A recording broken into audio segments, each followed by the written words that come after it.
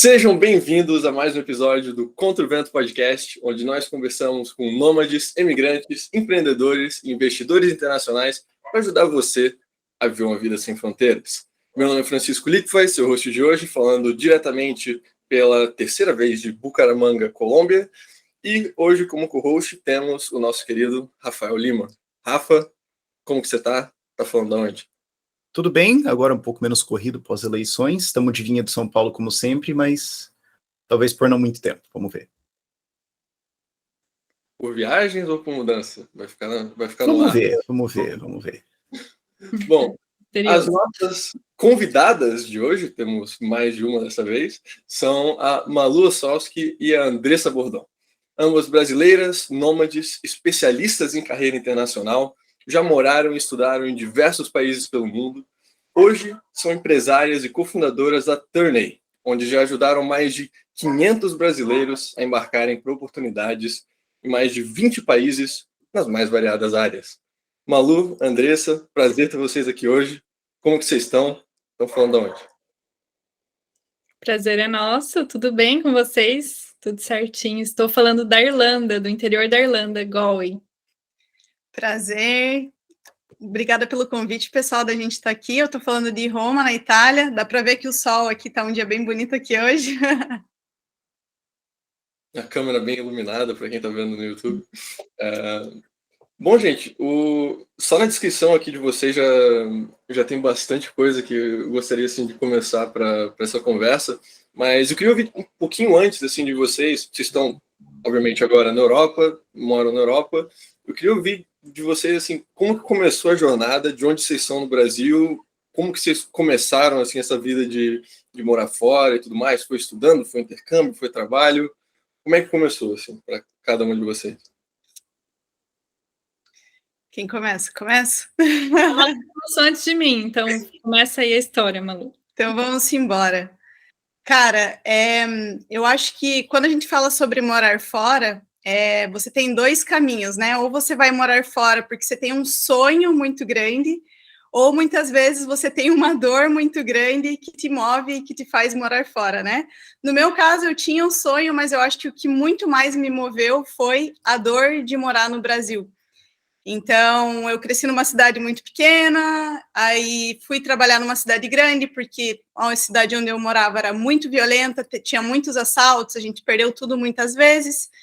E aí eu fui trabalhar numa multinacional, fiz aquele jovem aprendiz do Senai, em miúdos aqui, né, para a gente não se estender muito na história, mas eu estava construindo uma carreira nessa empresa, né, então estava crescendo, fui fazer federal, não consegui passar, precisei pedir ajuda para a empresa, se a empresa não ajudasse a pagar minha universidade, não ia conseguir fazer a universidade, porque eu não consegui passar, na época eu não consegui estudar, era 3 turnos, né, manhã, tarde e noite, que eu fazia. E aí, o que aconteceu, né? Nesse momento, bateu aquela dor, tipo, e agora? O que eu faço da minha vida? Então, eu ganhava um salário que dava para eu pagar a faculdade, dava para pagar as contas, mas não sobrava. Tinha que morar no condomínio fechado porque não era seguro. Não podia correr, fazer exercício na rua, porque o bairro que eu morava era muito violento. Não morava num bairro rico em Curitiba, né? Morava no SIC. Quem estiver ouvindo aqui e for do Brasil sabe onde que é o SIC, a cidade industrial, o bairro mais violento. Então, eu morava lá, não na pior região do SIC, mas ali na beira. E foi nesse momento que eu parei e falei, cara, será que é isso mesmo que eu quero para a minha vida? Me formar, continuar tendo um trabalho e ter que pagar e nunca ter liberdade. Então, eu falei, quero morar fora. E eu fui atrás de uma oportunidade. E aí, eu encontrei uma oportunidade de ir direto com um trabalho para a Europa. Então, eu fui e morei na Hungria durante 4 anos, e basicamente lá que começou toda a história, e eu conheci também a Andressa, que teve uma história bem parecida com a minha. E eu acho interessante as diferentes histórias, né? A gente sabe que vocês também têm interesse, né, em morar fora. O Francisco aí é nômade, está sempre em um lugar diferente do mundo. E é muito interessante quando as pessoas nos perguntam, por que vocês falam sobre morar fora, e a gente já vai entrar nesse assunto. Morar na Europa, né, é onde a gente mais está trabalhando hoje e se especializando. E eu perguntei uma vez, né, para uma pessoa que me falou isso, por que ela me perguntou, por que você mora na Europa e gosta de falar sobre isso? E eu perguntei, você já foi para a Europa? Então, o meu desejo de morar na Europa, ele veio do erro que a gente, né, que a gente acaba cometendo na juventude de passar um tempo na Europa fazendo intercâmbio, que é o sonho de muitos brasileiros, né? A gente sabe que quando a pessoa passa um tempo fora, ela volta com um currículo muito mais forte, com inglês destravado, então tem mais chances também de crescer na carreira no Brasil. Muita gente aproveitou disso lá em 2013, 14, 15, que teve aquela onda de intercâmbios, Ciências Sem Fronteiras e tal, e eu também fiz o meu intercâmbio naquela época na Europa, que até então era para ser só um período de desenvolvimento. E aí, quando eu voltei para o Brasil, caí em depressão, né? Porque quando você vê, você não consegue mais desver. Como é muito bom a vida aqui, a qualidade de vida, a segurança, o poder de compra, e você volta para o Brasil, que é uma realidade totalmente diferente, aquilo dói muito. Então, tem muita gente que se identifica com isso que a gente fala, e também tem gente que volta para o Brasil, ou também vem conhecer aqui, passar um tempo, férias, é o sonho do brasileiro, férias na Europa, né? Também gosta muito do que vê e se vê nessa realidade aqui na Europa também com muito mais facilidade. Então, quando eu fiz o meu intercâmbio e voltei para o Brasil, eu fiquei muito frustrada, né? Terminei minha faculdade de engenharia e vi que o Brasil não, assim como a Malu, uma história um pouco parecida, né? Mesmo me formando, tendo uma formação legal e tal, trabalhando no CLT no Brasil, aquilo não é o que me traria a liberdade financeira que eu gostaria e a liberdade também de um cidadão de poder andar mais livre pelas ruas, principalmente para quem é mulher, poder fazer as coisas de forma mais tranquila, né? Então, por muitos anos, eu acho que eu e a Malu, a gente caminhou em paralelo nessa jornada, né, Malu? Eu não conhecia ela ainda no Brasil, a gente foi se conhecer só na Europa, só que as duas com sonhos de morar na Europa sem saber meio que como fazer isso, né? E hoje é a maior dúvida do nosso público. Como eu faço para morar fora? Como eu consigo um trabalho na Europa? Como eu consigo um visto de trabalho, uma oportunidade? Ou enfim, né? Quais são as oportunidades que existem? E aí, depois de muito tempo amargurando esse assunto, a gente conseguiu a mesma porta de entrada, sem se conhecer. Tanto eu quanto a Malu, a gente foi para a Europa através de um estágio internacional, remunerado, mesmo já formadas, né? No caso, o estágio, ele era estágio de pós-graduação. Então, essa informação quase ninguém tinha na época, hoje ainda não tem, né? E a gente decidiu agarrar essa oportunidade como a nossa porta de entrada na Europa e um primeiro passo de uma possível internacionalização de carreira. Então, a gente veio para a Hungria, né? Aí estou falando no plural porque foi exatamente a mesma coisa, a mesma empresa. Nós fizemos 1 ano de estágio e logo após nós fomos efetivadas. Quer falar alguma coisa? Pô, que massa. Eu achei legal, assim, na descrição de vocês, 2 termos que foram usados. A gente tem um público que é muito voltado, assim, para essa questão de liberdade, né? A gente já teve vários clientes que, pô, são amantes do homeschooling e querem um país para isso. São amantes de armas e querem um país para isso. Ou, sei lá, religião, droga, enfim. Sempre tem uma pessoa que dá uma prioridade para alguma liberdade, mas 2 liberdades que muitas vezes, assim, acabam não entrando nesse mix quando as pessoas falam de liberdade, é justamente isso, assim, de liberdade de ir e vir sem ter medo, né? Ou liberdade financeira, de você conseguir se manter sem estar correndo ali mês após mês na questão financeira. Isso também, na prática, é uma liberdade muito grande que afeta a qualidade de vida, né? Isso, assim, achei interessante que vocês ambos mencionaram essa liberdade meio que inconscientemente. E coisas pequenas do dia a dia que acaba pegando, né? A Andressa, já vou revelar aqui os spoilers, ela já correu uma maratona, 42 km lá, e 2 vezes já correu uma maratona.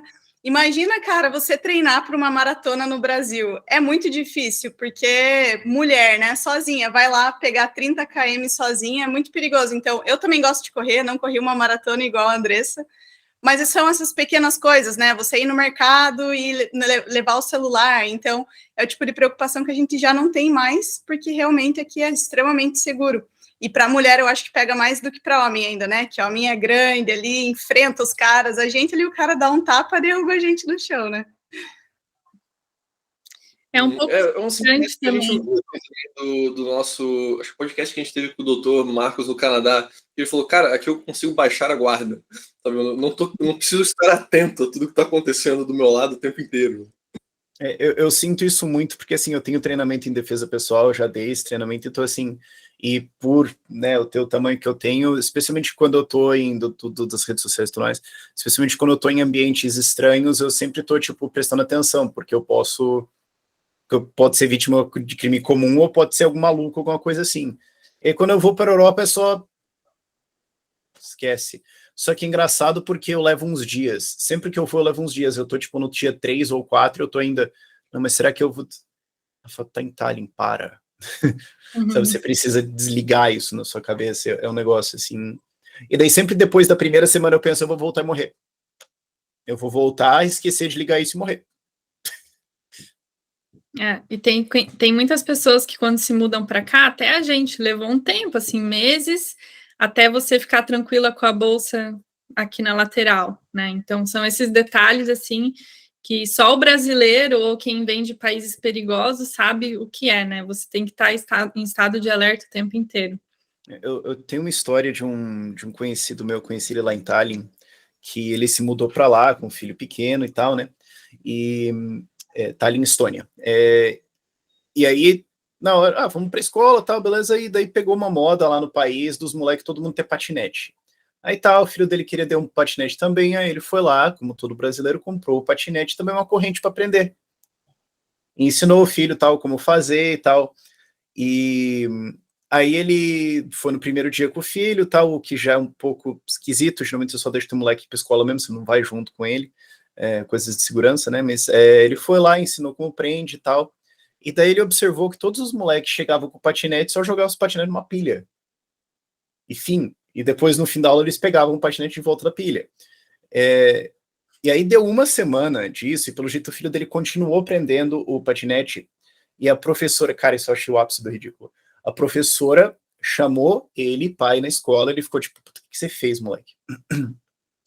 A professora estava querendo entender de que contexto e país que ele veio, onde eles achavam isso uma coisa normal, porque ela achou que era tipo, sei lá, um trauma de guerra, alguma coisa assim, porque a gente está querendo entender o contexto do sofrimento que vocês como família passaram, tipo, refugiado, assim, para a gente saber como tratar isso, entender esse contexto e incluir o seu filho melhor na escola. E ele ficou tipo... Meu Deus. Isso é o quão distante nós estamos. Isso me marcou muito. Mas ele fala, a professora tava tipo, não, a gente quer entender, assim, o que passou bem, tipo, sei lá, vocês fugiram de que país, só eu não tô sabendo. Muito bom. É uma coisa que fica intrínseca, né? Várias coisas o Brasil, ele vai plantando dentro da gente, né? Uma delas é a insegurança, e segundo, o famoso, né, a síndrome do vira-lata, né? A gente se coloca abaixo do resto do mundo, e essa é uma das razões que eu e a Andressa também, a gente demorou muito para morar fora. Então, eu moro aqui num país inseguro, eu não sou uma pessoa fora da média, né? Não estudei numa excelente universidade, não tive excelentes notas, não sou, sei lá, líder numa empresa aqui, como que eu vou conseguir algo lá fora, né? E tudo isso vem da nossa cultura e da forma que a gente trabalha e da forma que a gente vive. Então, você morar na Europa, você dar esse passo e você acreditar nessa vida melhor também é muito difícil para quem está no Brasil e quem nunca saiu, né? Então, isso que a Andressa falou e vocês que já moram fora, eu tenho certeza que isso veio da primeira vez que vocês sentiram um gostinho, né? Mas quem nunca pisou fora, quem nunca viu oportunidades como essa que a gente vai falar hoje, certamente acha que nunca nem tentou porque acreditava que não era possível e que o nosso perfil não é suficiente pelo simples fato de a gente ser brasileiro, né? Sim, e eu sempre falava assim para os meus colegas de ensino médio, de escola e tal, né, quando eu fui estudar na Áustria, que foi onde eu fiz a minha faculdade, cara, o quão barato é ser estudante na Europa. Isso é algo que a gente pode entrar depois, assim, não é algo que é estupidamente caro, sei lá, $100 mil por ano, igual uma Harvard ou alguma coisa assim, sabe, né? Não é algo que só quem é ricaço, milionário, consegue fazer. Mas antes de a gente entrar nesse tema, eu queria puxar um pouquinho esse fio da Hungria, que vocês ambos mencionaram, que moraram lá por um tempo, trabalharam, país de entrada. Geralmente, quando o brasileiro busca um país de entrada, acho que costuma ser mais ocidente europeu, sabe? Irlanda, Portugal, Espanha e tudo mais. Vocês foram direto para o leste europeu, Hungria, uma região que eu tenho muito amor. Como que foi essa experiência assim, para vocês irem para um país que não é uma cultura já bem diferente da brasileira, né? Como é que foi essa adaptação inicial?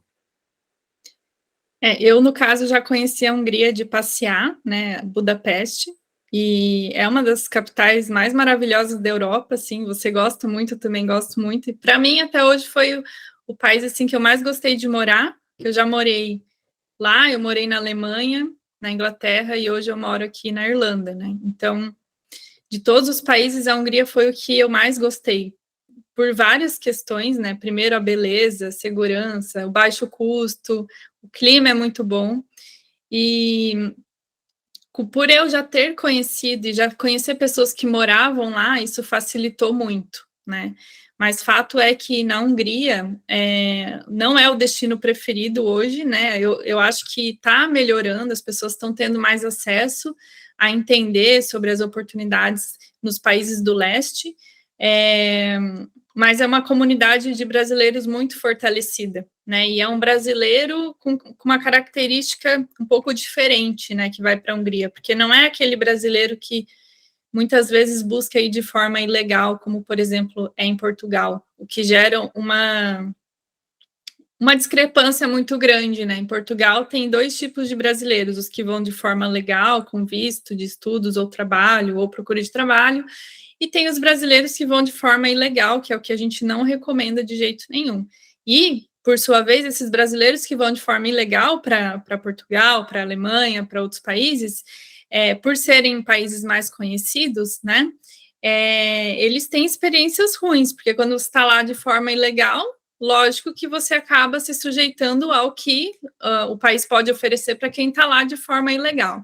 Já na Hungria, os brasileiros que vão para lá, eles sempre vão com uma oportunidade de trabalho, né? Porque não é do interesse de forma ilegal, isso não acontece lá. Então, todo mundo que vai lá já vai num nível um pouco melhor, e assim as pessoas se conectam com muito mais facilidade também, né? Então, não é só a experiência de o país ser muito bom e oferecer oportunidades incríveis, mas também a comunidade brasileira lá, que é uma comunidade muito fortalecida, e a gente conseguiu fazer amizades lá. Eu conheci o meu marido lá, né? Comecei a namorar e depois a gente casou.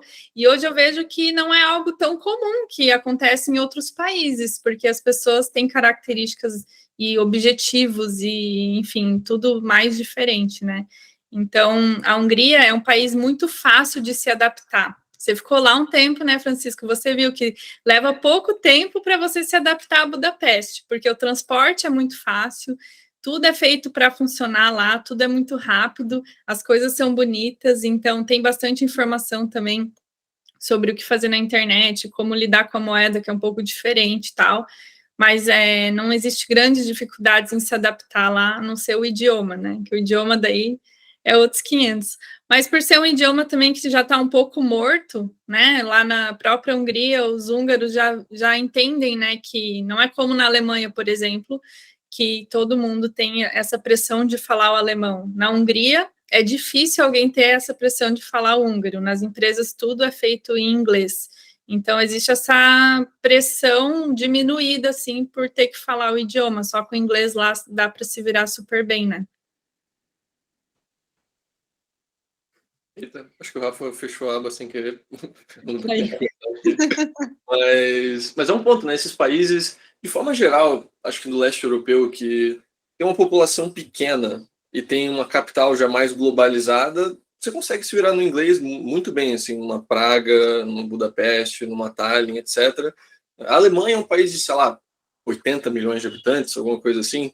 Então você tem um mercado interno, digamos, do idioma deles muito maior. Agora, se a empresa húngara se ficar, não, a gente só vai falar húngaro, só vai contratar húngaro, só vai...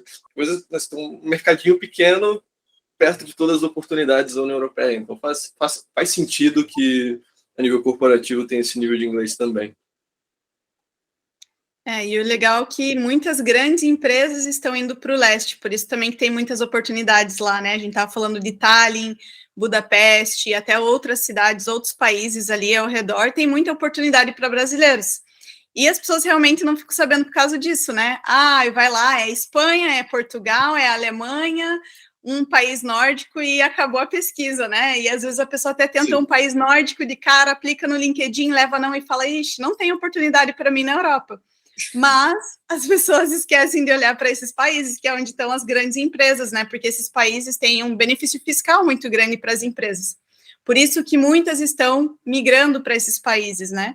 Então, nessa das empresas migrarem e grandes centros de serviços, né, se estabelecerem na Hungria, foi onde a gente conseguiu a oportunidade, onde muitos dos nossos alunos conseguiram e onde muitos brasileiros também estão ano após ano agora entendendo essas oportunidades e aplicando, que no passado não tinha essa informação, né? Quando eu e a Andressa a gente foi para a Hungria, não tinha nada sobre a Hungria na internet, não tinha vídeo de custo de vida, oportunidades, então quando a gente embarcou, foi um tiro no escuro mesmo.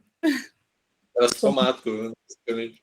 E eu acho que é importante ressaltar assim, essa questão de leste europeu. Tem muita gente que tem preconceito, nem pesquisa o leste europeu, geralmente por questão de um idioma, mas o que a gente falou, nas capitais, geralmente, você trabalha em inglês de qualquer forma, e a questão da renda, né? Eu já vi, cara, algumas pessoas, assim, mandando, tipo, a pessoa faz uma pesquisa no Wikipedia, países por renda per capita.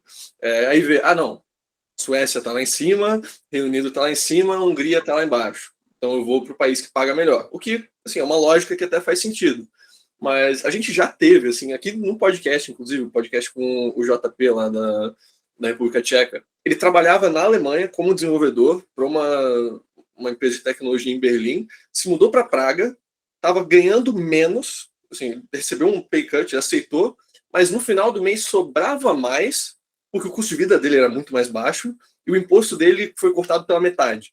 Então, assim, ele foi para um país que paga menos, recebia menos, mas no fim do mês sobrava mais no total.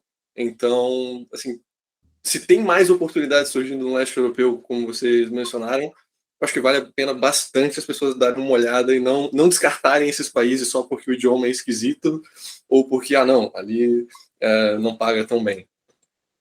E tem outro ponto também dentro disso, que lembra que a gente falou que utilizou a Hungria como porta de entrada.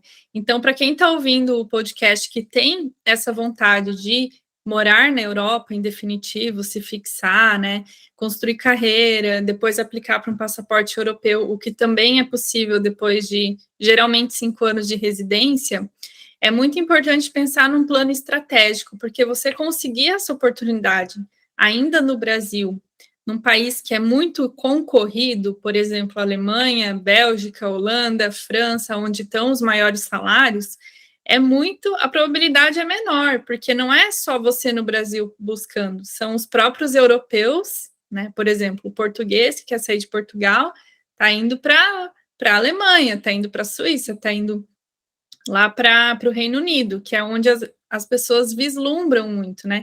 Então, as chances diminuem.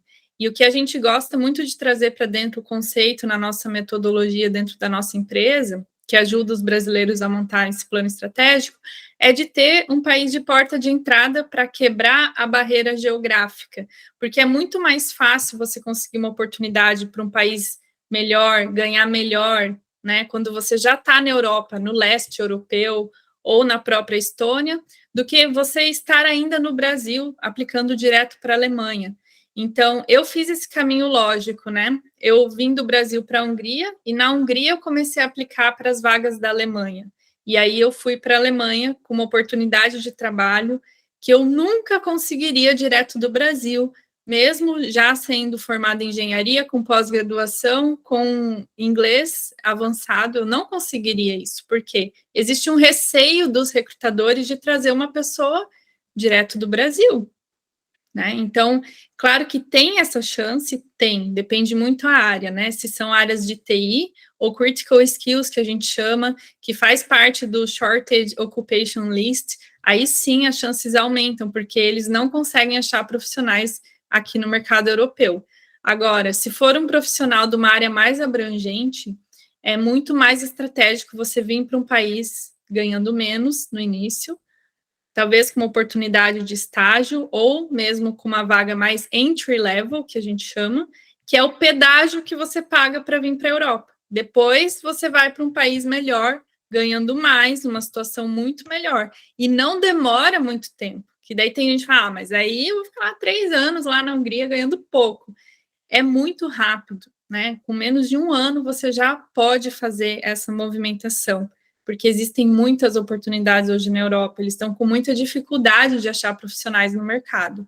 Então, existe esse conceito da porta de entrada também, e ir para um país menor e menos disputado, onde os europeus também não querem ir por conta da desvalorização da moeda local, por exemplo, a Hungria, a República Tcheca, e depois fazer esse movimento de ir para um país mais top, né? Isso é uma coisa que eu falo que, assim, vá para um país onde você é necessário. Que, assim, países que já estão bem consolidados, tipo a Alemanha, eles vão ter uma atitude de, assim, eu não preciso de você, eu preciso de alguém. Mas a lista é longa. Então, tudo bem, né? Tem um monte de gente querendo entrar aqui. Agora, você tem vários países aí, a Lituânia vai ter um monte de empresa, acho que tem um mercado cripto crescendo lá, mas, assim, quem que se formou na Europa e tudo mais que vai querer trabalhar dev na Lituânia? Não estão muito interessados. Ou a Hungria, ou os países ali das Balcãs, vai ter, embora muitos não tenham União Europeia ali, mas enfim. Também. Portugal tem um pouco isso, mas acho que Bálticos tem, a República Tcheca tem isso. É aquela coisa de você vai onde você é necessário, porque até você vai ser mais bem tratado. Eu sinto essa diferença de Portugal e Estônia, por exemplo. Eu sendo brasileiro em Portugal, era uma atitude de tipo, tá, mas... Quando eu estava na Estônia, era todo mundo tipo, alguém veio para cá e de um país, poxa, olha só, que bom que você veio, qual que é a sua história? Tipo, as pessoas se interessavam mais. Claro, vai ter um aspecto cultural, assim, mas ser novidade é legal, tem essas vantagens também. Eu queria também fazer uma pergunta, assim, vocês que têm bastante contato com recrutadores e pessoas dentro das empresas, o importante, então, assim, contanto que a pessoa já esteja na Europa, não importa se é, sei lá, como estágio, como estudante ou no emprego pleno, só o fato dela já estar como residente em um país da União Europeia já, assim, tira várias barreiras. Mesmo que não é um negócio permanente, já ajuda. Eu acho que o principal ponto, estando no Brasil ou na Europa, é saber vender teu peixe. O problema volta lá para o que a gente falou, né? Síndrome do vira-lata. A gente conhece o processo seletivo brasileiro, que é diferente do europeu, muito diferente. No Brasil, os caras perguntam se você tem filho, se você é casado, um monte de pergunta pessoal que não deveria estar no escopo. Por quê? O cara está te contratando, o profissional, o Francisco, o profissional Rafael, o profissional Andressa. Não importa o que você faz na tua vida pessoal. Então, aqui na Europa é muito diferente. E, como a Andressa falou, é possível conseguir um trabalho direto no Brasil para a Alemanha, para todos esses países, né, que todo mundo sonha? É possível. Só que você tem que saber vender muito bem o teu peixe. A gente não sabe vender o nosso peixe. Então, você pode, sim, aplicar para uma oportunidade de porta de entrada, uma oportunidade mais fácil, porque você aumenta a probabilidade de você passar, a possibilidade, e dentro dessa porta, você vai galgando oportunidades melhores na Europa, porque você já está na Europa. E aí acontece um fenômeno aqui que ninguém fala, né? As grandes empresas, elas possuem lista VIP dentro do consulado. Então, se você já está aqui na Europa, para você conseguir fazer essa troca de visto, eles conseguem acelerar o processo. No Brasil, pode levar 3 meses, 6 meses, dependendo do processo que você está fazendo. Então, para eles te darem um salário alto e colocar você num cargo muito legal aqui na Europa, eles preferem que você já esteja aqui, porque eles conseguem acelerar e também não tem que pagar, eles não se sentem na obrigação também de pagar um relocation package para você pagar tua passagem, o teu primeiro mês de aluguel, porque você já está na Europa. E eles já entendem que você já se adaptou, que não tem o risco de você vir trabalhar 3 meses e querer voltar para o Brasil. Então, respondendo sua pergunta, sim, é super possível tanto conseguir um trabalho direto do Brasil, especialmente nas áreas críticas, ou usar uma porta de entrada e dessa porta você migrar para a Alemanha. O Rafael até comentou sobre a Alemanha, né? A Alemanha hoje está vivendo um cenário bem diferente, a gente está até falando sobre isso no nosso Instagram, mas a Alemanha teve um problema agora, né? O número demográfico ali, então a população está muito velha.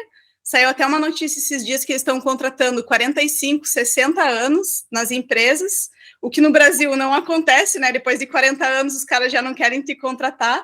e eles estão contratando muitas pessoas e flexibilizando vistos para você entrar para lá, porque eles realmente estão precisando muito de mão de obra. Eles liberaram agora, vão liberar inclusive o visto para você ir procurar trabalho na Alemanha, né? Igual em Portugal, você vai para a Alemanha e você pode ficar 6 meses procurando trabalho lá. Acabou pro Brasil nessa aí. Visto para procurar emprego. Já foi liberado. A gente tem uma aluna que está lá essa semana, participando de várias feiras de trabalho. Então, olha só, aqui na Europa, mensalmente, em vários países e cidades, principalmente a Alemanha, que tem... cada cidade tem uma especificidade de mão de obra, né? Então, mais lá para Bavária são indústrias mais automotivas, lá para Berlim também. Já na região lá de Colônia são mais os bancos, indústrias administrativas. Então, eles fazem feiras de trabalho, tipo, a cada 2, 3 semanas, onde os recrutadores vão lá buscar candidatos. Então, realmente estão precisando muito de mão de obra. Mas é lógico, né? Se você já estiver na Europa, como o Francisco falou, com uma residência é muito mais fácil, porque para você aplicar para qualquer visto de trabalho, você tem que ser residente na Europa, você não pode estar como turista, né? Então, é só uma parte burocrática mesmo que tem que ser feita. Você mencionou a questão que o processo seletivo europeu é bem diferente do brasileiro. Gostaria de saber, assim, o que os europeus geralmente valorizam na hora de fazer a contratação? Assim, tem uma cultura muito grande, não sei, de certificados, ou importância de faculdade, mestrado, ou de trabalho voluntário, assim, não sei, o que é mais valorizado de forma geral no mercado europeu? Boa. É bem diferente do Brasil e dos Estados Unidos. Aqui não existe apego à formação. Tanto é que é muito comum transição de carreira, pessoas formadas em turismo trabalhando no financeiro. Não tem esse apego à formação, a não ser que seja uma área técnica, lógico, né? Ou área de saúde. O que eles mais se preocupam é com a experiência e muito com projetos realizados. Então, em qualquer entrevista, no currículo, é muito importante que você coloque quais foram os projetos que você realizou e o que você conquistou de fato, as habilidades que você desenvolveu nas funções que você fez. Então, não é sobre chegar lá e falar, olha, né, eu fiquei 3 anos nessa empresa e ganhamos tal e tal negócio, fizemos isso. Não é sobre a empresa e sobre a sua função lá, é muito mais sobre mas e quais habilidades você desenvolveu, o que você conquistou em termos de projeto. E, às vezes, isso está muito mais ligado a um voluntariado que você fez, não necessariamente a última experiência, mas uma experiência mais relevante, ou mesmo uma iniciação científica na universidade. Então, tem que trazer sempre, a gente tem que comunicar o que a vaga está pedindo, né? Então, se eles precisam de um profissional assim, assim, assado, qual é a minha experiência mais relevante? Ela pode ser um voluntariado, ou pode ser uma experiência profissional, pode ser uma mais antiga, uma mais nova. Então, por isso que a gente sempre analisa o perfil profissional da pessoa, da vaga, para orientar também nessas questões. Foi isso, inclusive, que aconteceu comigo.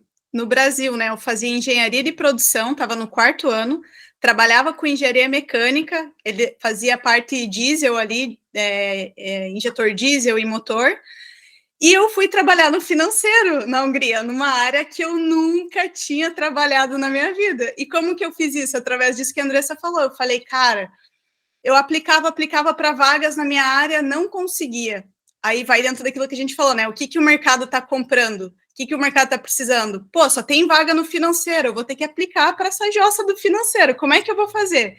Aí, na época, eu estava fazendo uma iniciação científica da universidade, e eu estava fazendo sobre gestão de custos e etc. lá com o meu professor. E aí eu utilizei isso na minha entrevista e no meu currículo. Então, eu coloquei isso bem destacado, coloquei bem pequeno, toda a minha experiência de 7 anos ficou, tipo, 4, 5 linhas na multinacional, e o resto ali, minha pesquisa científica, um parágrafo desse tamanho, porque isso se conectava com o trabalho que eu estava aplicando. E foi assim que eu fui contratada, fazendo usando outras coisas que não é os 7 anos de experiência para vender o meu peixe. E muita gente pergunta, mas aí como é que funciona? Você vai trabalhar numa área que você nunca trabalhou? Então, aqui na Europa, se investe muito em treinamento, porque como faltam profissionais, as empresas estão habituadas a fazer um programa robusto de treinamento dos novos funcionários. Semana passada mesmo, a gente estava conversando com um profissional da Alemanha, ele falou, eu fiquei 6 meses em treinamento. 6 meses. Eu, na Hungria, fiquei quase 2 meses. Eu recebi até certificado de formação de treinamento. Então, lá, o treinamento é muito importante, porque eles contratam as competências e desenvolvem as habilidades técnicas, né? Então, você tem perfil, por mais que você não tenha experiência com isso, fica tranquilo, nós vamos fazer um treinamento. Então, por isso que independe da formação, e isso é muito diferente do Brasil. E é isso que faz também com que a gente consiga ter esse número de aprovados que você comentou, né, Francisco? Há mais de 500 aprovados. Será que todas essas pessoas foram para as áreas que elas trabalhavam? A área que elas já atuavam? Não, nós temos muitos profissionais, por exemplo, da saúde, psicólogos, indo trabalhar em empresas lá na Estônia, em fintechs da Estônia. E lá está escrito no job scope da vaga, né? Nos requisitos. Não nos importamos com o que você é formado. Para nós, o que mais interessa é a sua experiência. Então, mesmo que a pessoa tenha só experiência de consultório, de atender pacientes, ela desenvolveu ali uma habilidade de empatia, de detectar problemas e saber como orientar, né? E tudo isso pode ser utilizado, por exemplo, para vagas de atendimento ao cliente. Então, aí que está o X da questão, a gente identificar essas habilidades, as demandas do mercado e fazer o que a gente chama de método de conversão de perfil, que é a gente se adaptar a essas necessidades e vender o peixe que a Malu comentou, né? Sim. Acho que um ponto, assim, para colocar em perspectiva também, né? Você falou, eu vou entrar numa área que não é a minha área, mas colocando isso em comparação com o plano de muitos brasileiros, que não, eu vou ir legal, eu vou virar faxineiro, eu vou lavar prato, eu vou virar Uber, eu vou fazer algum subemprego qualquer, ainda assim você vai estar, sabe, com um emprego formal, digamos, carteira assinada, no país que você vai, com todas as seguranças de seguro-desemprego e, às vezes, também seguro-saúde, que é oferecido por grande parte das empresas europeias também, com algo para colocar no currículo oficial, formal, que depois também te permite, né, crescer talvez para a sua própria área ou se desenvolver ainda em uma área nova, né? Então, eu não acho que seja algo tão, nossa, que situação de pesadelo, eu estudei uma coisa, mas eu estou indo para outra área. É tudo planejamento, né? Porque existem casos de brasileiros, até tem as notícias agora de Portugal, né? Não sei quantos brasileiros estão pedindo para voltar. Essas são as pessoas que não sabem o que espera elas do outro lado e não fazem um bom planejamento, porque mesmo que você venha lavar prato, trabalhar na limpeza, se você tiver um plano bem definido, você consegue sair disso, porque nós temos alunos que passam por esse processo também, né? Então, temos muitos alunos que vêm para a Europa para desenrolar inglês, porque no Brasil a gente sabe que é complicado a gente aprender o idioma, né? Estuda na escola, paga cursinho e não consegue sair do The Books on the Table. Então, a gente vem aqui para a Europa, para a Irlanda, por exemplo, que é um país de língua inglesa, em 6 meses você está falando o idioma. Só que o que acontece? Você não fala inglês, então nenhuma empresa vai te contratar, porque você não vai conseguir se comunicar. Você vai trabalhar em serviço, vai lavar prato, vai trabalhar na cozinha. Só que, cara, você já tem uma experiência no Brasil. Você desenvolveu o idioma, agora é vender isso aqui. Então, muitos alunos vêm, começam a trabalhar na limpeza, lava prato, garçonete, desenvolveu o idioma, cara, tá com o idioma na mão, é só preparar o CV, o LinkedIn e começar a aplicar. E aí que você sai desse subemprego, né? Só fica no subemprego realmente quem não tem um bom planejamento hoje, na área de serviços, né? Desculpa, área de serviços, não de subemprego. E, enfim... esse é o ponto. Você que está na área de serviços ou você que está com medo de vir para a Europa e ficar lavando prato, é só se você não tiver um bom planejamento e se você não desenvolver as habilidades que você precisa para conseguir um trabalho. Mas mesmo que você venha com pouca grana, sem dinheiro, sem formação, o pior caso, assim, você não tem nem muita experiência, não tem nada, assim, tá cru no Brasil. É possível, sim, você fazer uma faculdade na Europa, uma graduação, um mestrado de baixo custo, desenvolver o idioma e conseguir trabalhar numa multinacional. É só se planejar mesmo. E isso também, assim, é que a gente no Brasil está sempre num país de alto desemprego, né? Acho que o menor desemprego que a gente teve nos últimos 20 anos foi tipo 8%, alguma coisa assim. Claro, daí tinha toda aquela galera que dava golpe de benefício e tudo mais, mas assim, países da Europa estão geralmente sub 5%. Então, quando você está no... É que eu acho que poucas pessoas tiveram essa vivência de estar num país com baixíssimo desemprego, eu lembro que eu estava em Portugal e eu fui visitar várias empresas, inclusive, eu não queria ver só as tech, eu queria ver, eu quero ver as empresas do dia a dia. Então, eu fui ver uma empresa que eles reformavam um caminhão de lixo. Então, eles pegavam um caminhão que já estava para aposentar e davam mais 2, 3, 4 anos de uso para ele, trocavam algumas coisas e tudo mais. E a dona, assim, era uma dona, uma mulher de, sei lá, 1,59, assim, era muito curioso ela ser dona de uma empresa, um negócio tão uga, assim. Ela falou, não consigo contratar serralheiro, eu não consigo contratar soldador, eu não consigo... Eu ensino, a gente tem gente aqui de experiência e tudo mais. Eu só preciso de alguém que apareça na hora, não enche o saco e faça as coisas, e eu não consigo. Porque o país estava em 3% de desemprego. Então, assim, quando você está numa realidade desses, empregadores vão dar um jeito. Você é capaz de aparecer na hora, lidar bem com pessoas, tem vontade de aprender e não arranja problema por burrice. Tá. Impressionantemente, isso já resolve muita coisa em Europa. Assim. Claro, você tem que estar num país de baixo desemprego, né? Se for tentar meter essa na Espanha, acho que não. Ou Itália, acho que não. Agora tem alguns países onde tá nessa situação. Ou do outro lado também, né? Quando eu tava na Estônia também, cara, todo mundo lá tava uma reclamação constante, problemas desses países, né? Reclamação constante de todos os brasileiros que eu via lá. Cara, eu não aguento mais recrutador de LinkedIn. Eu não aguento mais, os caras ficam me mandando mensagem, ligam para mim, me enchem o saco, eu não quero, já deu. Então, tem que ser forte. Tem que botar uma opção no LinkedIn, close to work, tem o open to work. Não quero ouvir a sua oferta, eu já ouvi a sua oferta assim. 4 vezes, eu já subi, não deu, não tem mais para cima. Mas os caras tentam. Tem a de área de TI, aqui na Irlanda é um mercado muito prostituído, né? Eles ficam o tempo inteiro mandando ofertas assim, já com a headline, 120 mil euros por ano, mais pacote benefício, trabalho híbrido, mais dias de férias, então você tem que realmente estar na empresa por se identificar com ela. O que também é bom, né? Porque as empresas estão cada vez mais lutando por um ambiente saudável, por políticas mais híbridas de trabalho, que nem a Wise, né? Lá na Estônia, que contrata muitos brasileiros. 9 meses trabalhando no escritório, 3 meses você pode trabalhar de qualquer lugar do mundo. Então, isso dá muita liberdade para quem quer, por exemplo, passar 3 meses trabalhando no Brasil, né? Você fica aí bastante tempo no Brasil por ano, para quem é mais apegado com família e tal. Então, existem muitos benefícios também desse mercado aqui um pouco mais difícil de conseguir profissionais, né? E última coisa, eu sempre falo isso nessas coisas assim de trabalho no exterior, a gente como brasileiro tem uma vantagem que a gente acha normal, esquece, a gente conversa, a gente é carismático, a gente desenrola.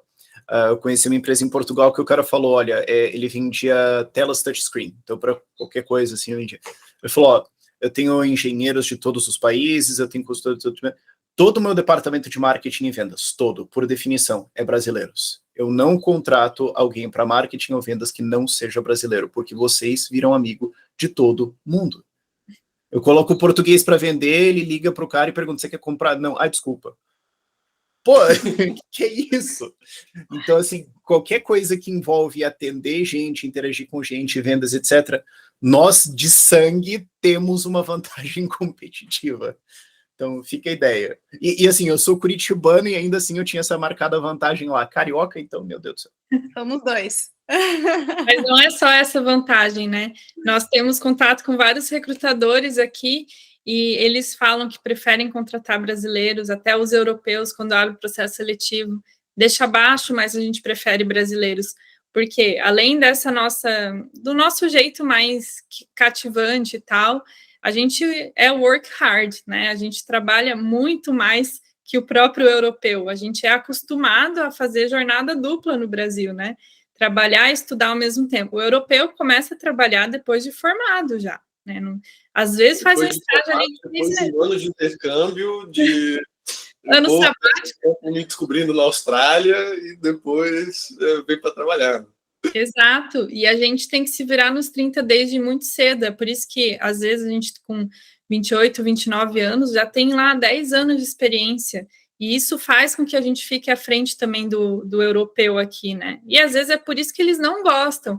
Lá em Portugal tem bastante problema, né? O português não gosta que o brasileiro vai para lá, vem roubar nosso trabalho, e rouba mesmo. Por quê? A gente manda muito melhor, né? Tem muito mais sangue no olho. Não estou generalizando, já trabalhei com portugueses e eles são excepcionais também, mas realmente tem esse problema aí do o brasileiro não se sentir tão valorizado quanto realmente é. A gente é muito valorizado aqui fora. Se o cara dá mole, né? Mas um ponto assim, que vocês estavam mencionando antes também, a questão do idioma, de saber o idioma. A gente já falou, obviamente, do inglês, e de como ele é utilizado também, né, em vários países, mesmo que o idioma não é inglês. Mas eu queria saber, assim, da experiência que vocês têm com recrutadores, empresas e tudo mais, quais outros idiomas são bem valorizados dentro da Europa? Assim? Se a pessoa não quer aprender o inglês, ou se ela já sabe o inglês, que outra aquisição de idioma daria mais oportunidades a nível europeu? Olha, não existe uma resposta exata para essa pergunta. Porque vai depender muito o país final, né? Onde a pessoa quer chegar, que área que ela é. Porque, por exemplo, na Hungria, né? Se a pessoa está na Hungria e ela quer ganhar mais dinheiro em áreas do financeiro, tendo um idioma adicional, é aprender holandês, por exemplo. É o idioma que mais paga. Se você fala holandês na Hungria, você está assim, no céu, para você trabalhar no financeiro. Agora, se você vai trabalhar na Alemanha, já faz mais sentido você ter o alemão. Então, qual idioma aprender depois do inglês vai estar muito atrelado de onde você quer chegar, qual país você quer trabalhar e que área você quer atuar, porque isso diverge entre áreas e também entre empresas, entre países. Então, óbvio que existem os idiomas mais famosos, né? Se você fala holandês, se você fala alemão, se você fala francês, fala italiano, você vai ter, com certeza, mais oportunidades do que quem só fala o inglês, né? Porque aqui, em muitas empresas, eles pagam um allowance adicional para o idioma que você fala. Então, lá na Hungria eu ganhava 60 mil forints, não sei quanto dá isso em euro, 60 mil forints a mais. Você, Francisco, que estava na Hungria nos últimos dias. 60 mil forints a mais porque eu falava o português. Está dando atualmente na conversão atual. Eu ganhava esse valor só pelo simples fato de eu falar português e estar trabalhando nesse idioma. Então, no dia a dia, eu trabalhava no português e no inglês, né? Grande parte no inglês, que trabalhava com muitos indianos e muitos húngaros, mas, no final das contas, também fazia suporte a português. Então, a vantagem do idioma vai depender muito da área e para onde que você vai, né?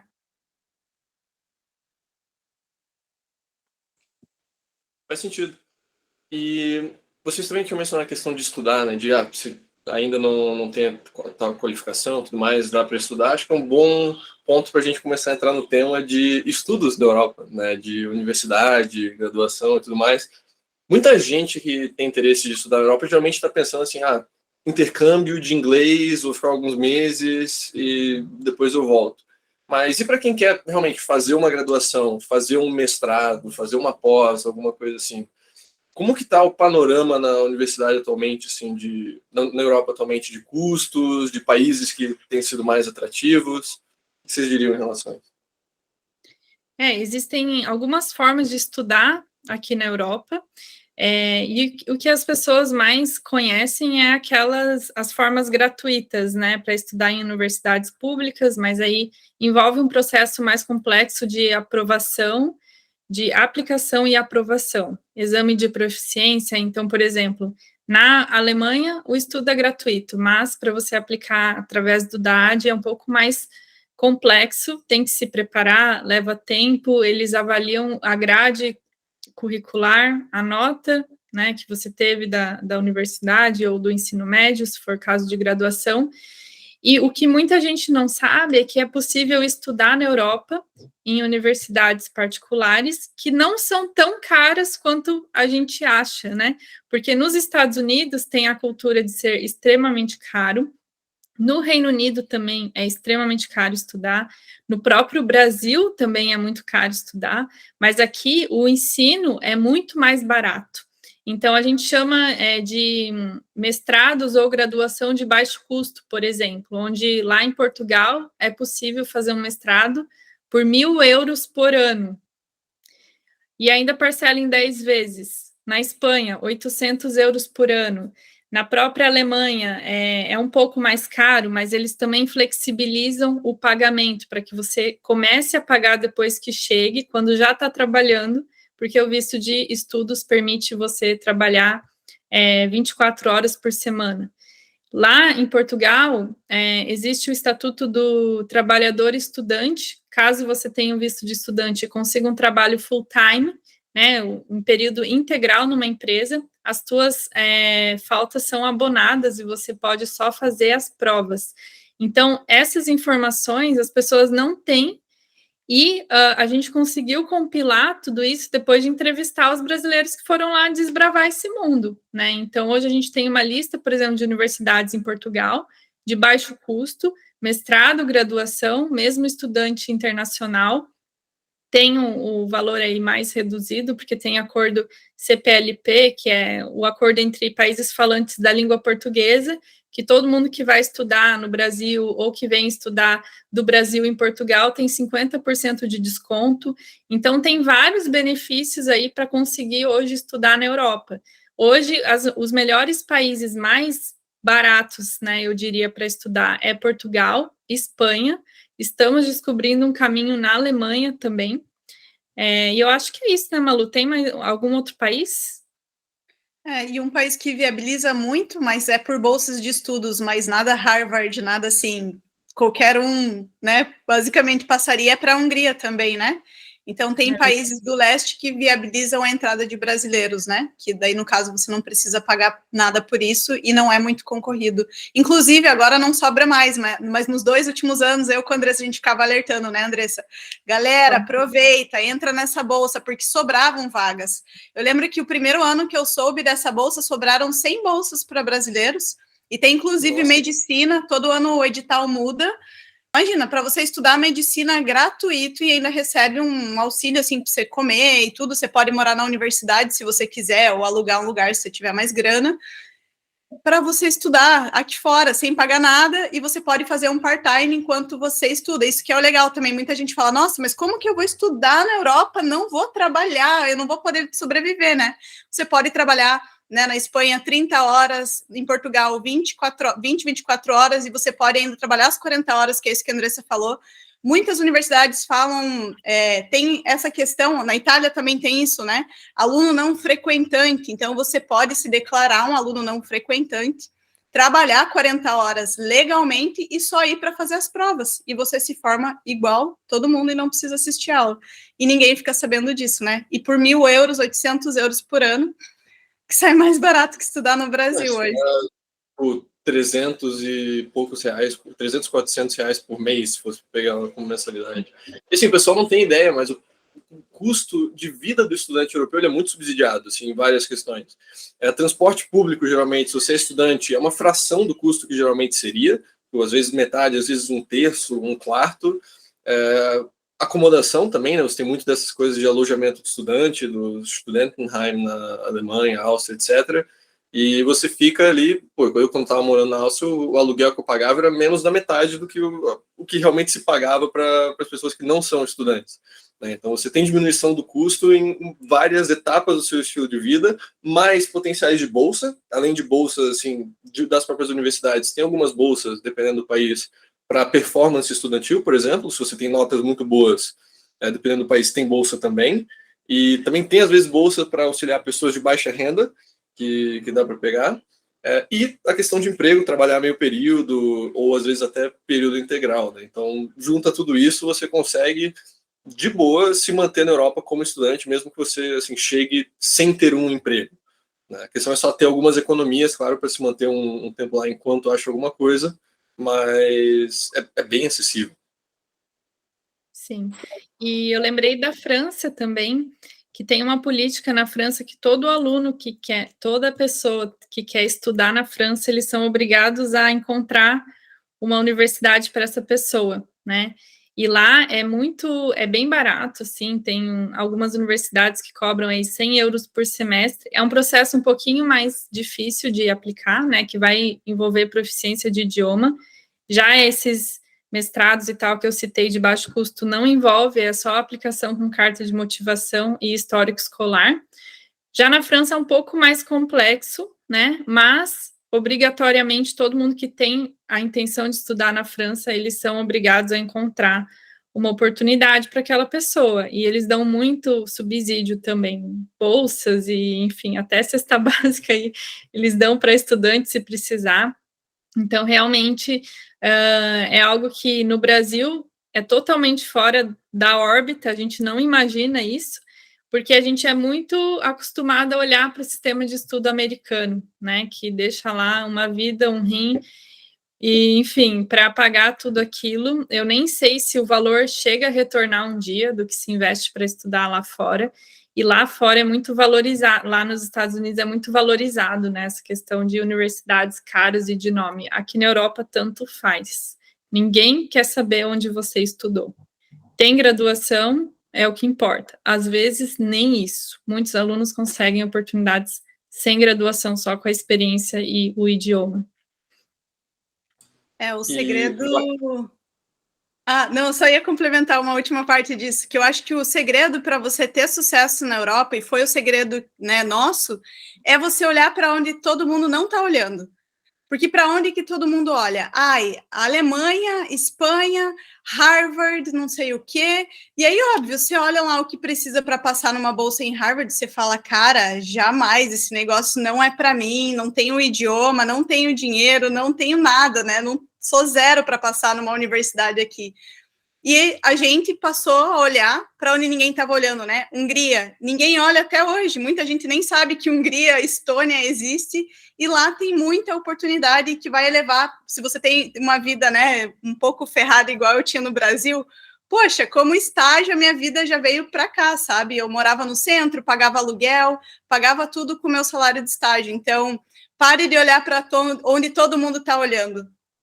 Se todo mundo está indo para esse caminho, vá para outro. Certamente tem outro caminho. Então, se a universidade está 10 mil euros por ano, tem um outro caminho para você pagar 1.000, né? Então, você que quer um trabalho, você que quer conquistar uma oportunidade na Europa, sai da caixa e para de seguir o que todo mundo está fazendo. Vai fazer uma coisa diferente. E é assim que você vai encontrar oportunidades diferentes, vai se diferenciar e vai se inserir no mercado. E foi o que a gente fez também, né? E é o que os meninos aqui também fazem no trabalho deles, né? Tava todo mundo aqui, e aí eles vieram e trouxeram uma oportunidade, encontraram uma linha onde ninguém estava olhando, né? E aí que vem o sucesso das pessoas mesmo. O pessoal olhando só Canadá, Estados Unidos, não, pera, olha para cá também. Que volta para aquilo que eu falei, que vai para países onde você é necessário, né? Os países que chamam atenção, geralmente eles chamam atenção porque já tem um hype. Você quer procurar os que estão esquecidos e estão ali, tipo, oi, mas eu também preciso contratar. Alguém me olha. Não, e tem vários programas, assim, se você pega a República Tcheca, pelo que eu me lembro, você consegue estudar de graça nas universidades tchecas se você estiver estudando em tcheco, mesmo que eles estão tentando incentivar o idioma. Então, claro, já é algo mais underground, mas, assim, opções existem. E também a questão que a Andressa tinha dito, assim, de, às vezes só graduação serve e tudo mais, vale mencionar, a graduação nos países da Europa não é igual em todos, mas de forma geral, não é 5 anos. Um bacharelado, se você vai tirar, por exemplo, na Áustria, onde eu tirei, são 3 anos. Então, boa parte das pessoas que estuda já engata direto graduação mestrado, porque daí 5 anos no total tu já sai mestre e também tu já tem, sabe, todos os contatos que você quer profissionalmente e tal. Na minha área, que era também de TI, era muito raro alguém que já chegasse no mestrado sem ter um emprego. Só tava realmente o pessoal que, não, quero virar acadêmico, quero virar professor e tudo mais, e aí tava focando só no mestrado. Mas é muito raro a pessoa sair do bacharelado e já não ter um trabalho massa, assim, na área de TI. Então, é até menos tempo do que normalmente você levaria no Brasil com 5 anos e tudo mais. A tua universidade lá foi em inglês? No caso, foi em alemão, mas porque eu queria estudar em alemão. Daí eu escolhi especificamente um curso em alemão. Mas tem também muitos cursos na área, assim, mesmo na Áustria, em inglês. Você praticamente todos os mestrados você consegue em inglês, né, tudo nível maior. A parte de graduação é meio que dividido entre alemão e inglês. Em inglês, geralmente, é para os cursos mais internacionais, tipo International Business, Marketing, coisas relacionadas a TI, ciência de dados, etc. E já coisas mais assim, locais, digamos, geralmente costuma ser mais em alemão. Pelo menos no caso da Áustria. Porque é importante mencionar isso, né? Todos os países que a gente citou, mestrado, graduação, é possível fazer tudo em inglês. França, Alemanha, própria Áustria, a Hungria, e até em Portugal existem mestrados em inglês. Então, de repente, a pessoa ela quer melhorar o inglês. Já tem inglês intermediário ali, mas não me sinto tão confiante, e não quer vir fazer um curso de inglês na Irlanda, não quer ir para uma sala de aula lá com 30 alunos, e, enfim, é possível você fazer, aí é estratégico, né, um visto de estudante, fazer um mestrado, uma pós em inglês fora, porque vai te dar as duas coisas, tanto uma universidade europeia no currículo, quanto melhorar o inglês. Então, isso também é uma estratégia boa, né? Uhum.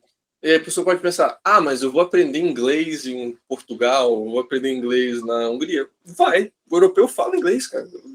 É uma cultura que praticamente todo mundo fala inglês, né? Especialmente nas universidades. Não tem que ter medo de, não, vou ficar com um sotaque esquisito, coisa assim. Geralmente é bem internacional, a nível universitário, pelo menos. É difícil achar alguém que não tem um sotaque esquisito. E, inclusive, sai até mais barato, né? Você fazer o inglês num país desses, né? Você aprender inglês na Hungria, aprender inglês em Portugal, ou sei lá onde, porque todo mundo fala inglês, você vai acabar fazendo amigos de várias nacionalidades e vai pagar muito menos, às vezes até menos do que estudar inglês no Brasil, que não tá barato hoje, né? Uma boa escola de inglês no Brasil hoje, eu dei uma olhada nos preços, tá uma verdadeira facada, né? E aqui você já vai estar aqui fora, já quebrou a barreira geográfica, vai estar desenvolvendo o idioma, fazendo networking. Inclusive, eu posso puxar um ponto desse networking que o Rafael falou lá atrás e que eu lembrei agora que eu falei. O Rafael comentou, né? Todo mundo contrata brasileiro porque a gente conversa muito bem, a gente se conecta. Eu só contrato brasileiro para o time de marketing, né? E existe também essa discrepância de networking no Brasil, o que indica no Brasil e aqui fora. Então, no Brasil é muito feio quando, sei lá, o teu pai te indica na empresa, todo mundo fala, só conseguiu trabalho aqui porque é filho de ciclano, só conseguiu trabalho aqui porque é amigo de fulano. E aqui na Europa isso é tão bom que se você consegue um trabalho, se eu indico, por exemplo, o Francisco, e ele passa na minha empresa, eu ganho um salário a mais porque o Francisco passou. Então, eles realmente incentivam financeiramente que você traga e que você indique pessoas, porque eles sabem que se eu estou indicando, é uma pessoa que de fato eu conheço e que a probabilidade dessa pessoa dar certo na empresa é muito grande. Então, é muito diferente o que indica no Brasil e aqui fora, né? Então, o networking é muito forte, muito necessário aqui na Europa e você vai ganhar dinheiro com isso. Comissão de afiliados, né? Você está trazendo talento para a empresa sem eles terem que gastar com headhunter, sem... vai diminuir os custos que eles possivelmente vão ter com demissão e tudo mais, porque a chance é maior de ser um bom empregado. Faltou mencionar que tem muita gente que está assistindo a gente que já tem cidadania europeia por descendência, né? Uma italiana, alemã, portuguesa, espanhola, etc. Isso tudo que a gente falou fica ainda mais fácil e ainda mais barato se você é europeu. Né? No caso, não sei dizer para todos os países da Europa, mas, por exemplo, na Áustria, na universidade que eu fui, pública, se você não é europeu, pagava 750, 60 euros por semestre para estudar. Agora, se você é europeu, pagava 0. Né? Então, se você já é europeu, se você tem via sua avó, bisavó, ou enfim, né, se você está fazendo esse processo e tudo mais, fica ainda mais barato e simples toda essa parte, tanto imigratória, quanto de estudo, quanto de trabalho também, né, que você já pode chegar em qualquer país, mesmo que não tenha uma oferta de emprego, você pode se mudar para outro país da Europa. Não, eu vou te falar, hein, Francisco, tem gente que tem passaporte, tem idioma e tá ganhando mal no Brasil, porque pelo fato que não sabe se vender. Então, a gente tem muitas pessoas que procuram a gente, né, que tá no Brasil, tá ganhando aí um salário menos que 5 mil reais por mês, que já não é ruim, né, para os padrões e para a média no Brasil, mas, assim, também não é muito. Muita gente nos procura que tem passaporte, tem idioma, e a gente ajuda a inserir essas pessoas no mercado, porque se você, como a gente falou, né, o processo é diferente, a forma de você estruturar o teu currículo é diferente, né? Eles usam softwares de pré-seleção aqui na Europa, porque tem muitos aplicantes por vaga, então o recrutador não consegue sentar e filtrar 300, 500 currículos, eles botam um software para filtrar. E para isso você tem que fazer um currículo bem estratégico. Você pode ter o melhor currículo do mundo, ter anos de experiência, falar idioma, ter a cidadania. Se você não souber montar um currículo para você passar no processo seletivo, você não vai passar. Então, tá aí de novo a importância de vender o peixe, né? É mais fácil para quem tem passaporte, mas muitas vezes alunos nossos que não têm passaporte, tá com inglês intermediário, conseguem uma oportunidade, enquanto uma pessoa está lá no Brasil com passaporte, porque desconhece as oportunidades dela e também não sabe se vender. Falando em software para parte de empregos e contratação e tudo mais, a gente já chegou a falar do LinkedIn, que o Rafa está mencionando que o pessoal recebe muito na Estônia, mas tem outras plataformas grandes de busca de emprego e trabalho na Europa? Sim, existem outras, mas eu diria assim que o LinkedIn é 90% hoje, né? Então, como que funciona? Networking, muito, e é nisso que a gente mais trabalha hoje dentro da Turnitin, em fortalecer isso, porque aí você quebra a barreira do LinkedIn, você quebra a barreira do processo seletivo, né? Como essas empresas abrem esses programas de referral, nós temos muitos alunos em centenas de multinacionais aqui na Europa, então a gente está o tempo inteiro indicando outros alunos para essas vagas, fortalecendo o networking. Então, esse é o caminho mais assertivo, né? Aí o LinkedIn é onde detém aí 90% das vagas, e depois cada país trabalha com plataformas individuais. Por exemplo, a oportunidade que eu e a Malu utilizamos de estágio, ela está dentro de uma outra plataforma, que é a IESEC. Aí existe lá o Facebook Jobs, Indeed, Glassdoor, então tem muitas plataformas diferentes, cada país trabalha com uma, né? Portugal, aí a Alemanha também usa o tal do Monster, mas eu diria que aí o LinkedIn é o que domina, e junto com isso o networking também é muito estratégico. Eu acho que até vale mencionar um pouco assim, sobre mais da IESEC e esses programas também de mobilidade que se tem dentro da Europa, no próprio Erasmus.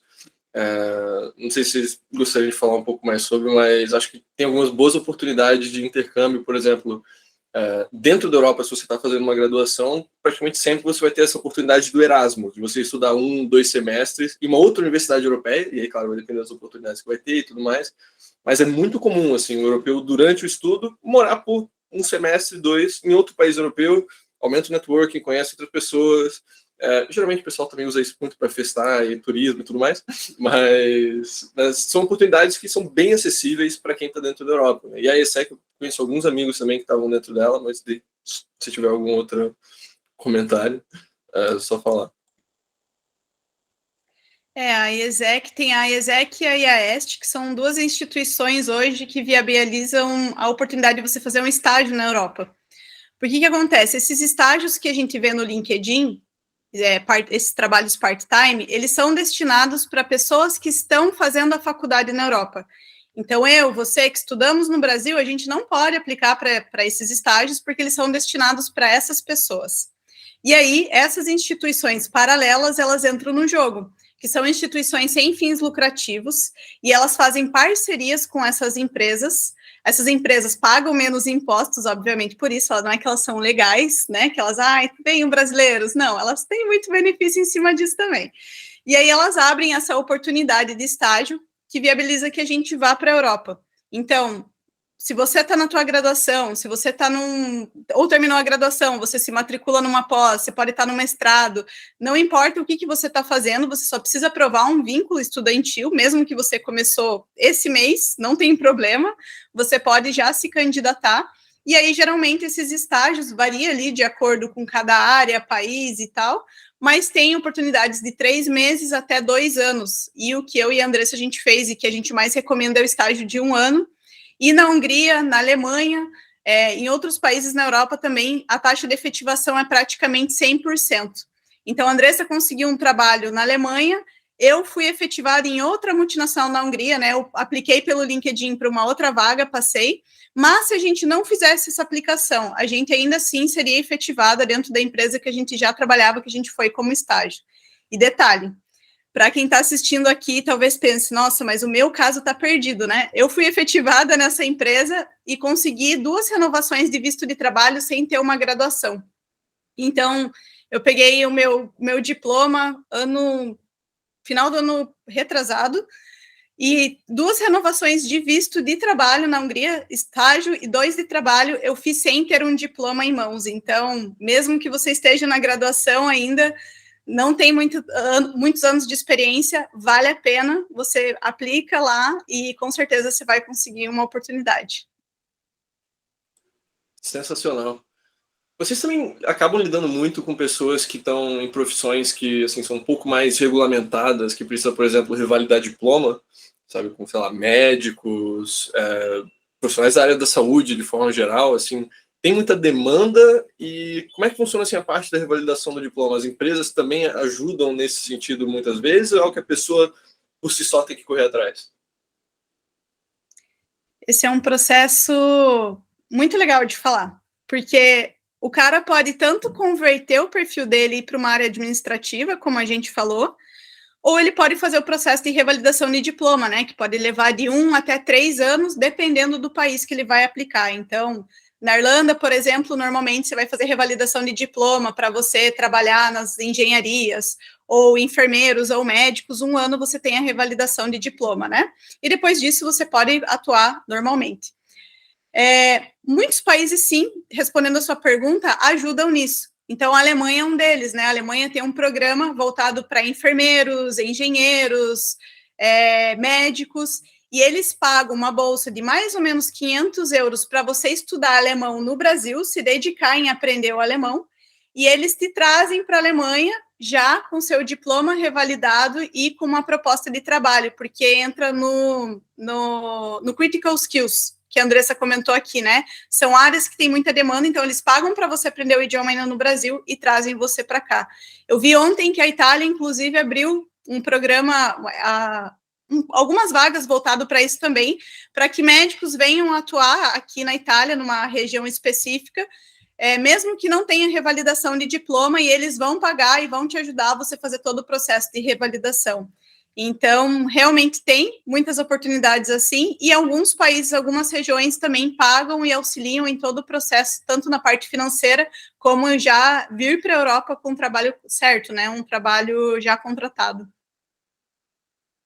E a última parte da sua pergunta que eu não respondi. A gente não faz a revalidação de diploma diretamente dentro da Turning, mas a gente tem muitos parceiros que nos ajudam, né? A gente tem muitos especialistas, advogados e empresas parceiras, então a gente direciona para cada caso, né? Então, quem vai fazer direito é um processo, quem vai fazer de médico, enfermeiro, é um processo totalmente diferente. Então, a gente tem um especialista para cada área que a gente acaba direcionando para esses parceiros, né?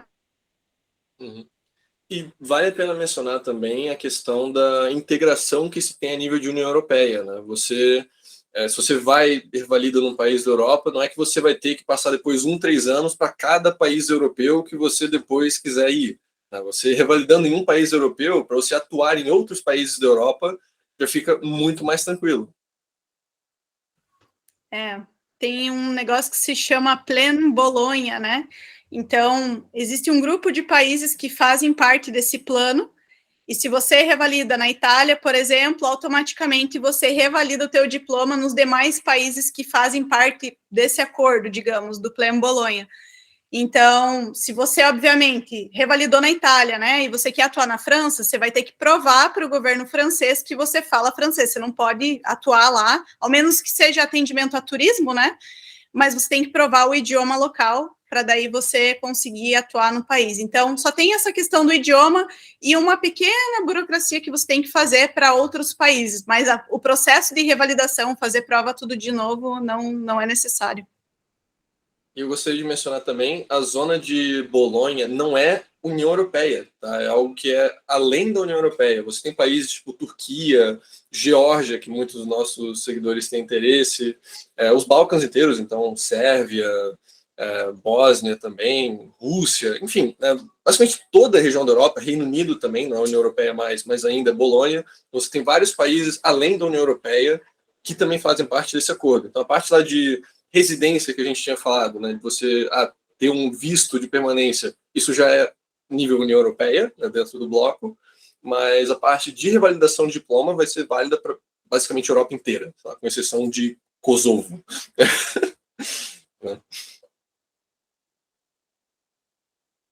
E que mais? Rafa, do seu lado, assim, alguma outra dúvida ou questão relacionada à parte de estudos e carreira até então?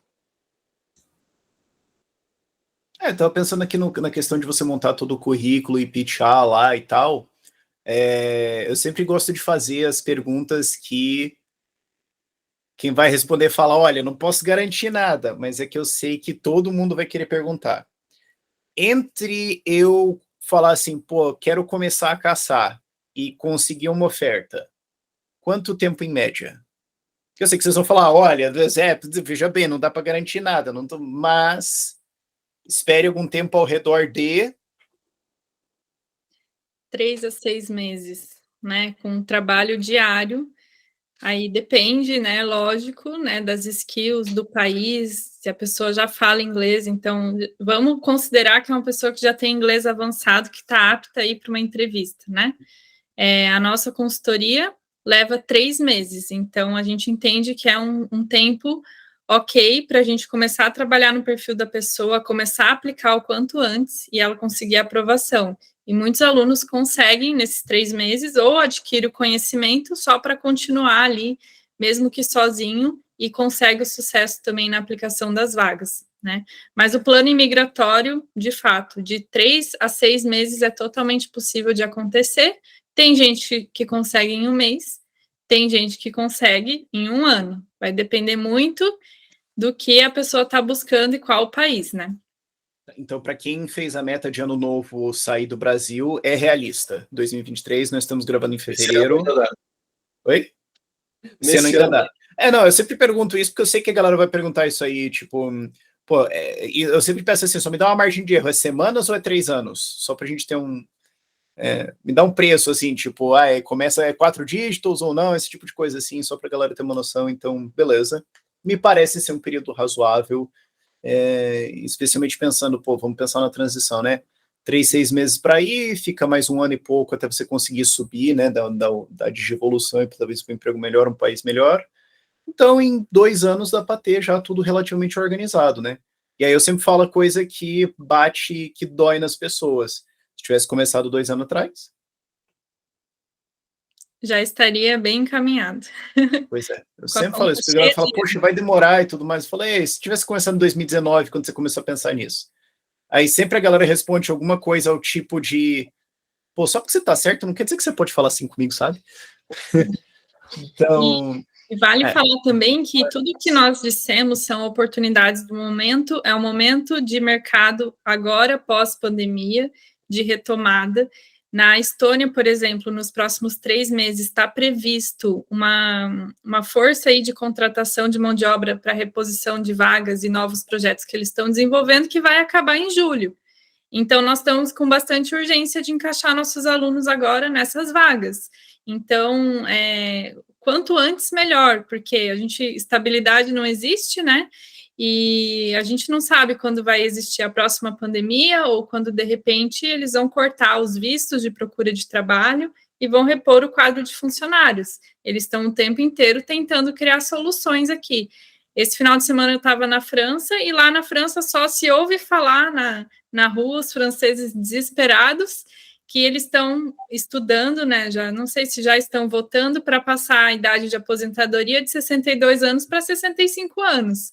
Lógico que eles estão fazendo isso porque falta mão de obra, eles querem estender, né? Enfim, outras questões por trás que o Rafael entende muito melhor que eu, mas eles querem estender a vida útil ali dos trabalhadores, porque tem muito mais aposentados agora do que realmente eles poderiam admitir, então eles estão estendendo a vida útil do trabalhador. E os franceses estão indignados com isso, mas a hora que vier é goela abaixo e isso vai diminuir as oportunidades para nós estrangeiros também, porque vai aumentar o tempo de trabalho dos caras. Então, se você tem o desejo de morar fora, e aí estou falando de Europa, o momento agora é muito favorável. Não fique postergando, porque de fato daqui a 1 ano o cenário pode mudar totalmente. Por mim era isso. Acho que a pergunta que, assim, geralmente vem junto, além do tempo, é a questão de preço, né? Assim, quanto que uma pessoa, vocês diriam que geralmente, né, precisa se ter de economias para poder bancar todo esse processo de viagem para a Europa, de se estabelecer, de talvez pagar o processo de qualquer burocracia que tem que fazer e tudo mais, para uma pessoa que está indo com uma oportunidade de emprego já, né? Não pensando numa pessoa que, sei lá, vem num visto de investidor, no empresário, etc. Mas para quem está buscando, para quem tem uma oportunidade de trabalho ou de estudo na Europa, mais ou menos, assim, qual o colchão financeiro que essa pessoa tem que ter? Olha, o ideal são 3 meses de salário mínimo do país que ela pretende ir, né? Para evitar surpresas, para alugar um apartamento, porque aqui não existe esse negócio de fiador.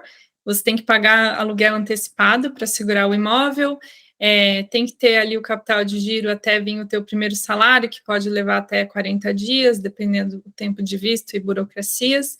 Então, 3 meses do salário mínimo aí do país que você pretende ir, que muda, né? Então as pessoas põem a Europa no mesmo bolo. Não é. Eu ia falar, grosseiramente, isso dá entre 15 e 30 mil reais. Depende. Então, lá em Portugal, o salário mínimo é 700 e poucos euros, né? Então, é uma realidade. Já na Alemanha, 1.500 euros. Então, muda, dobra o valor. Então, tem que prestar atenção nisso, no custo de vida do país que você está indo, e preparar o teu colchão aí, pelo menos com 3 meses de segurança aí de salário, né? Então, grosseiramente, estou falando, eu chutei alto, em torno de uns 10 mil reais. Para Portugal, sim, 10 mil reais, ok. Agora, se vem perto... Ela falou 1.500, então... não, 3 meses. Seria mais perto de 20 mil, 10, 20. Quem está vindo para a Irlanda hoje, por exemplo, o ideal é ter aí pelo menos 3 mil, 4 mil euros de reserva, porque a Irlanda está num custo muito absurdo, elevado, e dificuldade de achar moradia. Já Portugal é bem menos. Então, isso também delimita, na hora da gente ajudar os nossos alunos a fazerem o plano estratégico de imigração, e cada caso é um caso, a gente também olha para a reserva financeira, que às vezes o cara está vislumbrando ir para a Alemanha, mas ele não tem a reserva financeira para ir para a Alemanha, mesmo com visto de trabalho, para ali para os primeiros meses iniciais. Então, a gente orienta, é melhor você ir para esse país aqui que é de baixo custo, refaz o teu capital lá, e daqui a um ano você muda para o país que você deseja viver daí por mais tempo, né?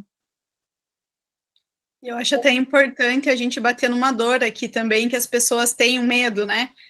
Poxa, mas a minha economia é de 30 mil reais, aí eu vou lá para esse país, vai que não dá certo, né? Primeiro, se você for com um bom planejamento de novo e com um trabalho, não tem muito como não dar certo, só se você não for trabalhar. A gente brinca, né, que aqui na Europa, para eles mandarem você embora, você tem que realmente querer ser mandado embora, você tem que faltar, tem que gastar todos os seus sick leaves, você realmente tem que querer muito. E segundo, que o retorno do investimento, ele vem com poucos salários, que é a conta que as pessoas esquecem de fazer, né? Putz, mas eu vou ter que gastar 30 mil, pagar 2 aluguéis em adiantado para o dono da casa que eu vou alugar e até meu salário chegar. Cara, mas e aí? O teu salário vai começar a cair em euros, né? Dependendo da função que você vai fazer. 1.500, 2, 3, 4, 5 mil euros. A gente tem alunos nessas situações. Poxa, o cara pagou todo o investimento em 6 meses de salário. E essa conta que tem que fazer a longo prazo vai sobrar muito mais. Você vai poder investir, você vai estar ganhando numa moeda valorizada, vai estar morando num país seguro. É essa conta, né? E as pessoas travam muitas vezes nesse negócio momentâneo. Eu não vou porque eu vou gastar todo o meu dinheiro. E se der errado? Com planejamento não dá errado. Dá errado quem mete o louco. E é o que a gente fala, né? Sabe esses brasileiros? Vou meter o louco. Boa sorte. Tipo, provavelmente vai ter que voltar para o Brasil. Espero que a sorte te encontre no meio do caminho. Então, é por isso que a gente faz um planejamento financeiro com os nossos alunos. A gente tem treinamento de renda extra. A gente ajuda eles a entender os países dentro da área deles, se eles vão ter que adaptar o perfil deles ou aplicar dentro da área mesmo, porque isso vai garantir que eles tenham sucesso, né? E não é à toa que a gente já aprovou mais de 500 alunos aqui na Europa. Mais de 20 países a gente tem alunos, justamente porque é um planejamento direcionado e o cara entra num processo seletivo sabendo exatamente qual que é a pergunta que o recrutador vai falar. Tipo, eu acho que isso é o maior relief que a pessoa pode ter. Você entra numa entrevista e não dá aquela tela azul, assim, o recrutador pergunta algo e você fica tipo, meu Deus, e agora que eu vou responder, né? É realmente estar preparado e realmente ter um bom planejamento, não tem erro mesmo. Muito bom. Eu acho assim, muito triste quando eu vejo nas redes sociais, assim, vídeos viralizando, ou, assim, coisas falando sobre morar fora e o pessoal tudo comentando abaixo, tipo, mas o pessoal daqui a alguns meses volta, não vai conseguir se adaptar, não vai...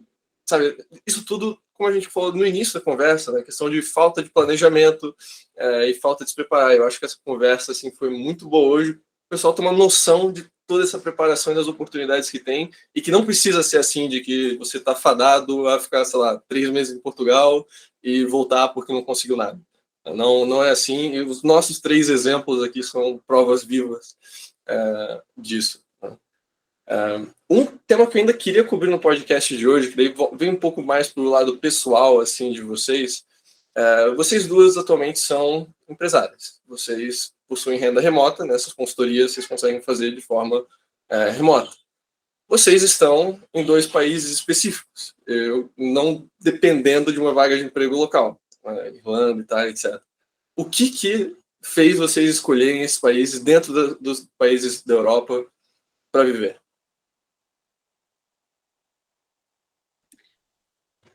Começa. Você fica aquele impasse, tem que falar assim, ó, Francisco, vai lá, Malu, começa você. Vai, Malu, começa você e depois o Andressa. Vai, Malu, então. Bem, primeiro que eu morei na Hungria com visto de estágio, depois visto de trabalho. Então, qual que foi a nossa trajetória, né? Eu e a Andressa, a gente veio morar fora. E quando você conquista uma oportunidade, você sai um pouco da rota do que é normal, as pessoas vêm te procurar. Então, muitas pessoas vieram procurar, tanto eu quanto a Andressa, a gente ainda não se conhecia, estava no mesmo país. E elas vinham, Malu, como que você foi trabalhar aí? O que eu preciso fazer para fazer a mesma coisa que você? E aí a gente começou a fazer consultorias, a gente começou a ajudar primeiro as pessoas de graça, daí eu comecei cobrando, eu lembro, minhas primeiras consultorias, tipo, R$30, R$50, e aí o número de pessoas foi subindo, e eu fui aprendendo, e eu e a Andressa, daí a gente se conheceu, a gente começou a trocar figurinhas juntas, e ajudar as pessoas juntas, e a gente criou o nosso primeiro curso, que na época se chamava Curso Morar Fora, e a gente começou a compilar todas essas informações lá, porque são muitos países e muitas oportunidades. E aí, o que aconteceu, né? O curso Morar Fora veio e os aprovados começaram a vir atrás do curso Morar Fora. E mais pessoas começaram a vir atrás da Malu e da Andressa. E aí, eu com a Andressa, a gente falou, cara, esse negócio já está muito maior do que a gente, e a gente precisa criar algo que seja um legado mesmo, alguma coisa que, quando a gente não estiver mais aqui, que tenha uma empresa, que tenha uma marca que continue transformando e ajudando as pessoas que têm esse sonho de morar na Europa. E aí a gente fundou a Turney, que é a empresa que a gente tem hoje. Então, a Turney, ela nasceu e ela cresceu em paralelo enquanto a gente estava no CLT. Então, a gente trabalhava 8 horas por dia, e antes de começar a trabalhar e depois do trabalho até meia-noite, a gente atendia clientes, estudava, se preparava, criava as nossas metodologias e tudo que a gente tem hoje. Até que chegou um momento que a gente falou, cara, precisamos decidir. Ou a gente vai ser CLT e tchau esse negócio do Instagram e ajudar as pessoas e a Turney, ou a gente vai realmente levar esse negócio a sério, vamos fazer essa empresa dar certo e vamos focar totalmente em ajudar as pessoas a morarem fora. Então, eu saí do meu trabalho na Hungria, a Andressa saiu do trabalho dela na Alemanha, e a gente passou, então, a se dedicar 100% à Turney. Putz, e agora? Como é que ficou, né? Vocês duas tinham visto de trabalho, como que vocês ficaram legal na Europa? Eu peguei um visto de nômade digital na Hungria, e a Andressa também. Então, a gente começou sendo nômade na Hungria, com o visto de nômade lá. Não é bem um visto de nômade, mas é uma classificação que você pode adequar para o nomadismo digital, foi o que a gente fez. Então, a gente ficou 1 ano com esse visto de nômade.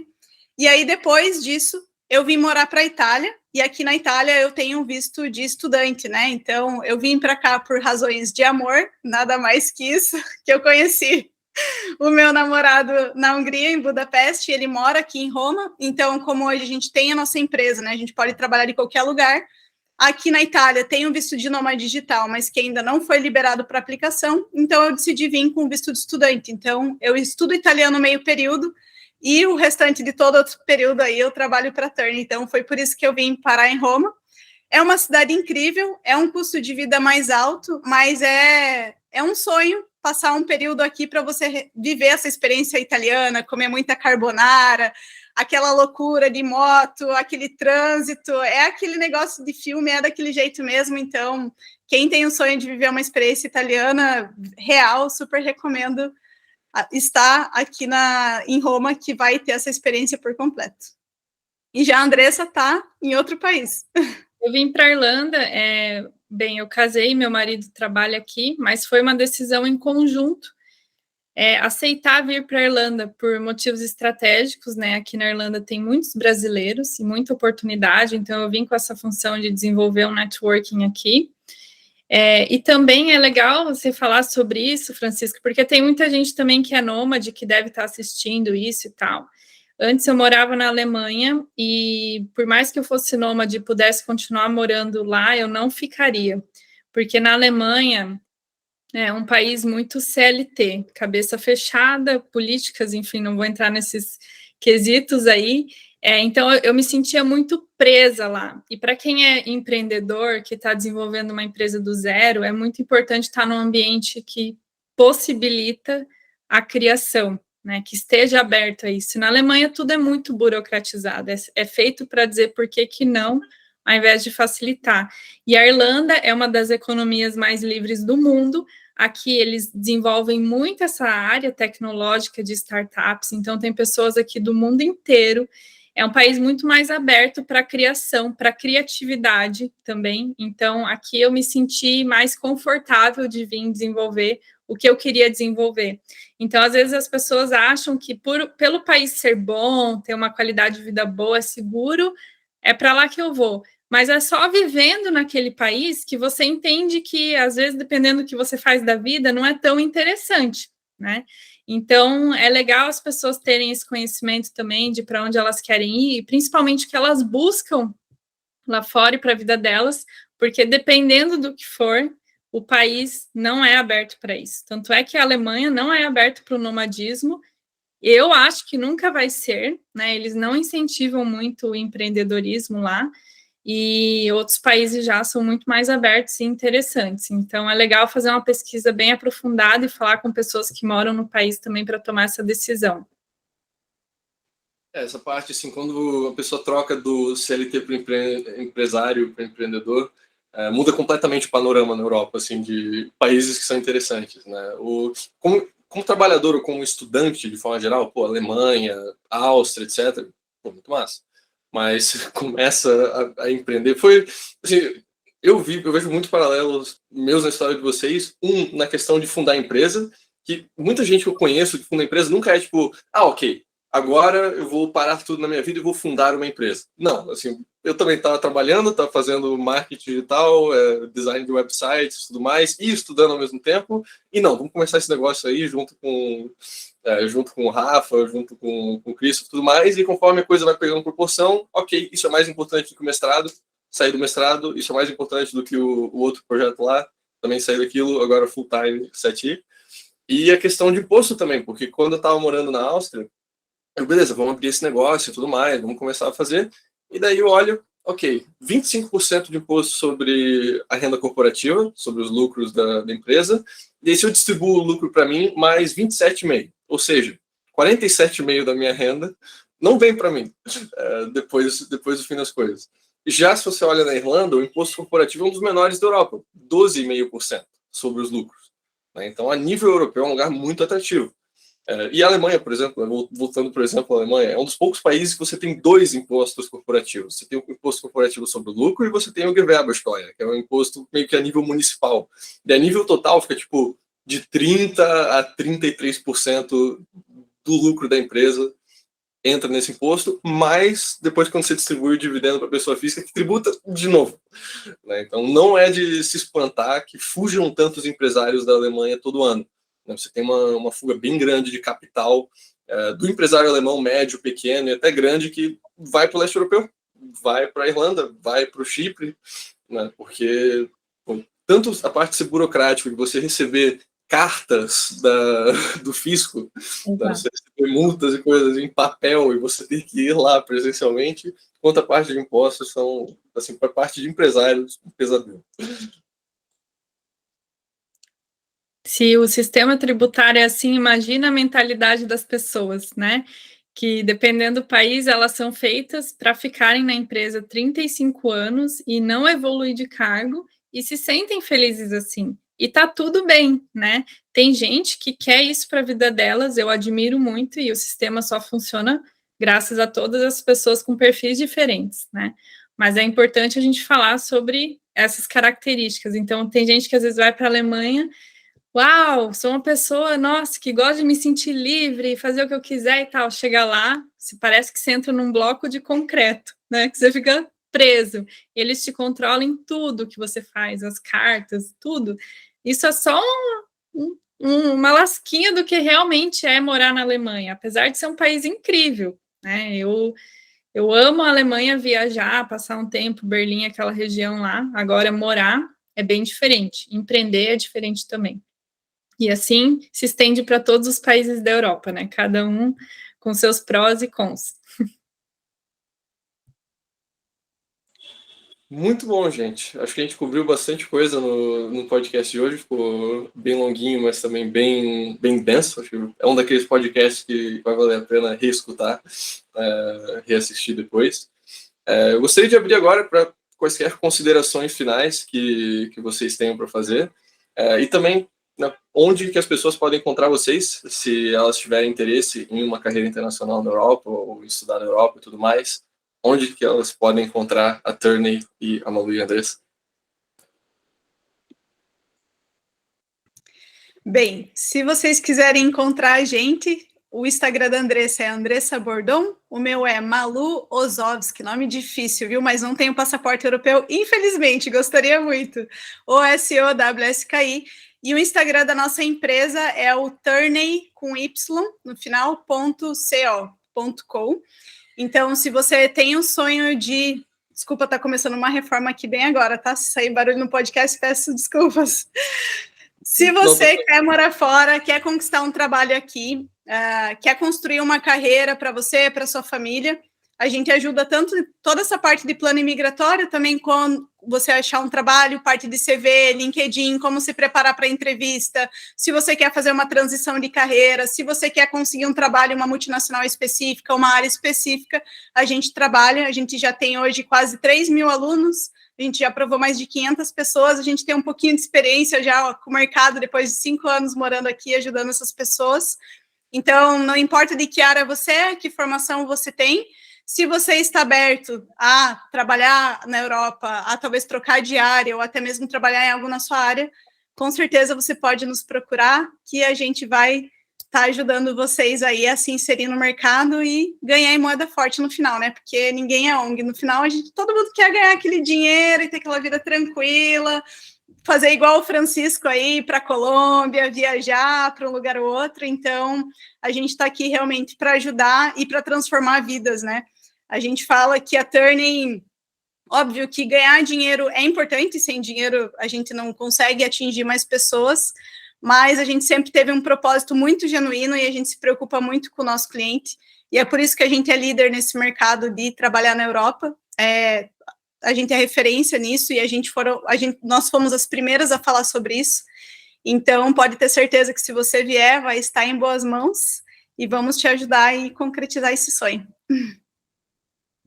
Nós temos esse lema, né, de que, primeiro, o valor número 1 da Turney é a responsabilidade, então, tanto com os nossos sonhos e dos nossos clientes também, e nós tratamos isso de forma muito responsável também. Então, quando você chegar para nós, conte sobre o seu caso, que a gente vai instruir qual é a melhor solução para você. Então, hoje a gente está trabalhando numa matriz de soluções, dependendo do perfil do cliente, dependendo do que precisa. Nós não temos um único produto, uma única consultoria, não. É sempre de acordo com as necessidades, o perfil, o país, a complexidade do caso. Então, nós temos um time de vendas hoje bem robusto também, para receber todas essas mensagens, entender cada caso e instruir cada uma das pessoas individualmente sobre a solução ou encaminhar para um parceiro. Então, às vezes você tem uma dúvida sobre um visto, você tem uma dúvida sobre algo muito específico que às vezes a gente não atende, mas nós temos parceiros que podem atender. Então, mandem mensagem para nós, lá no nosso Instagram, na bio tem o link direto para o WhatsApp, e aí o pessoal do time de vendas vai direcionar vocês com certeza para uma solução para que o teu sonho se realize, né? Que não fique só na gaveta, que não fique só aí, quem sabe daqui 2 anos, como o Rafael falou, se você começar agora, daqui 2 anos, com certeza você vai estar numa situação muito melhor. Então, conte com a gente. E muito obrigada pelo convite, né, no podcast, adoramos. Gostei muito, Malu. Você gostou também? Gostei bastante. Agradeço muito, Rafa e o Francisco. Rafa, já estou íntima, né? Rafael e Francisco, muito obrigada pelo convite aí. E, enfim, quem precisar de ajuda, conte com a gente, estaremos aqui. E eu gosto muito de uma frase, né? Eu tenho até uma tatuagem aqui no meu braço que está escrito Do what you can't. E é o que eu acredito, né? O impossível é impossível até que alguém vá lá e prove o contrário. Então, talvez hoje você olhe para a tua realidade e pareça que morar fora, ser nômade, ou sei lá, o que você busca não é atingível, não é algo... Está muito impossível dentro da tua realidade, mas até que você vá lá, estude, entenda as suas possibilidades, você vai provar o contrário. E foi a nossa jornada, né? Eu venho de uma família muito humilde, não falava inglês, tinha uma vida toda fodida no Brasil e a gente está aqui agora na Europa podendo ajudar outras pessoas. Então, acredite nos seus sonhos e tenha o conhecimento, porque é o conhecimento que vai afastar o medo e que vai fazer, de fato, você agir e você conquistar tudo aquilo que você quer. Então, avante, vai para cima, sem medo, tenha um conhecimento, que com conhecimento ninguém te trava, né? A gente só consegue controlar pessoas que não têm conhecimento. Então, se aprofunde e conte com a gente nisso. Obrigada, meninos. A gente que agradece, foi um prazer ter vocês aqui. Os links para tanto o Insta da Turney quanto o Insta pessoal das duas, se você não lembrou o sobrenome da Malu, estarão todos na descrição aqui do podcast, seja no YouTube, seja no Spotify, onde quer que você esteja escutando. E vale mencionar por último também, né, se você entrar em contato com elas, a gente tem um cupom de 5% de desconto para a nossa comunidade aqui da 75 off. Então, se você entrar em contato, menciona, e você ganha também um descontinho na hora da sua consultoria de carreira, se você for fazer esse planejamento. Garotas, um prazer ter você aqui com a gente hoje no podcast. Foi uma baita conversa. Um abraço e até a próxima.